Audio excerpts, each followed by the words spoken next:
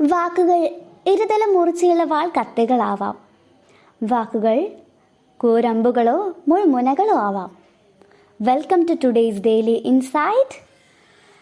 Today we are going to discuss about effective communication.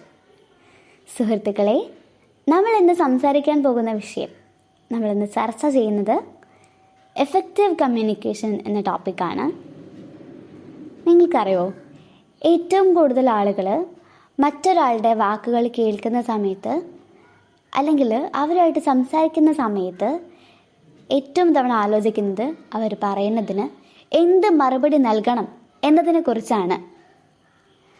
അപ്പോൾ ഇന്ന് ഇങ്ങനൊരു വിഷയം സംസാരിക്കുമ്പോൾ ഞാൻ ആദ്യം പറയണത്, നമ്മൾ കൂടുതൽ ശ്രദ്ധ കൊടുക്കേണ്ടത് അവർക്ക് എന്ത് മറുപടി പറയണം എന്നതിനെക്കുറിച്ച് ആവരുത്. അതുപോലെ തന്നെ അവരെ ജഡ്ജ് ചെയ്യാനും ആവരുത്. അതിനുപരി അവരെ കേൾക്കാനാവണം. Active listening. നമ്മുടെ എഫക്റ്റീവ് കമ്മ്യൂണിക്കേഷൻ പറഞ്ഞു തുടങ്ങുമ്പോൾ ആദ്യം പറയേണ്ട ഒരൊറ്റ കാര്യമാണിത്, ആക്റ്റീവ് ലിസണിങ്. കൃത്യമായിട്ട് ഒരാളെ കേൾക്കുക, അവരെ മനസ്സിലാക്കുക. ഓക്കെ, അതിനുശേഷം ആലോചിച്ചാൽ മതി അവർക്ക് എങ്ങനെ ഉത്തരം നൽകണം എന്നുള്ള കാര്യം. ഇനി രണ്ടാമത്തെ കാര്യം, നമ്മൾ ഓറലി സംസാരിക്കുന്നത്, അത് നമ്മൾ വാക്കുകളിലൂടെ പറയുന്നതിലുപരിയായിട്ട് നമ്മുടെ കണ്ണുകളാണ് സംസാരിക്കുന്നത്, നമ്മുടെ അധരങ്ങളാണ് സംസാരിക്കുന്നത്, നമ്മുടെ കൈകളാണ് സംസാരിക്കുന്നത്, നമ്മുടെ ബോഡിയുടെ പോസ്ചറാണ് സംസാരിക്കുന്നത്, നമ്മുടെ മോഡുലേഷൻസ് ആണ് സംസാരിക്കുന്നത്. എങ്ങനെയെന്നല്ലേ, കണ്ണുകളുമായിട്ടുള്ളൊരു കോണ്ടാക്റ്റ്, അതായത് ഐ കോണ്ടാക്റ്റ്, അത് വരുന്ന സമയത്ത് നല്ലൊരു സംസാരം, ഒരാശയവിനിമയം അവിടെ നടക്കുന്നുണ്ട്. അധരങ്ങളിൽ മനോഹരമായിട്ട് വിരിയുന്ന ചിരി പരസ്പരം കൈമാറുമ്പോൾ അവിടെ ബ്യൂട്ടിഫുൾ ആയിട്ടുള്ളൊരു സ്നേഹം, ഒരു സന്തോഷം ഉണ്ടാവുന്നുണ്ട്.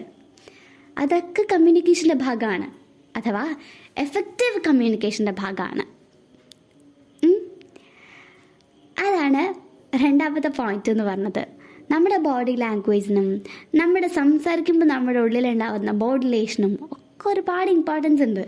നമ്മുടെ ജെസ്റ്റേഴ്സ് ആവട്ടെ, എന്നും ഇതൊക്കെ നമ്മളെ സംസാരത്തിനേക്കാൾ ഉപരി ഇതൊക്കെ ശ്രദ്ധിക്കുന്നുണ്ട്. അപ്പോൾ അതിനൊക്കെ നമ്മൾ വളരെയധികം ഇമ്പോർട്ടൻസ് കൊടുക്കേണ്ടതുണ്ട്. നമ്മുടെ കണ്ണുകളും കൈകളെയൊക്കെ മനോഹരമായിട്ട് സംസാരിപ്പിക്കാൻ നമുക്ക് ട്രെയിൻ ചെയ്തൂടെ? ദെൻ മൂന്നാമത്തെ കാര്യം, എംപത്തറ്റിക്കൽ ആവുക, അഥവാ മനസ്സിലാക്കുക ആളുകൾ.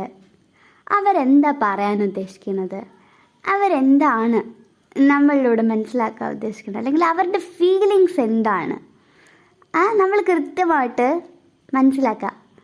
ഈ സിമ്പതിയും എമ്പതിയും തമ്മിലുള്ള വ്യത്യാസം എന്താ? സിമ്പതി എന്ന് പറഞ്ഞാൽ ഒരു കാര്യമില്ലാത്ത സഹതാപം.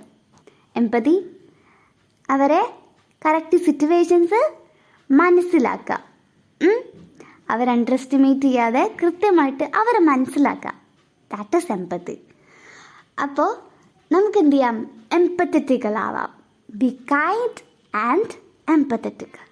ഓക്കെ, അതാണ് നമ്മുടെ തേർഡ് പോയിന്റ്.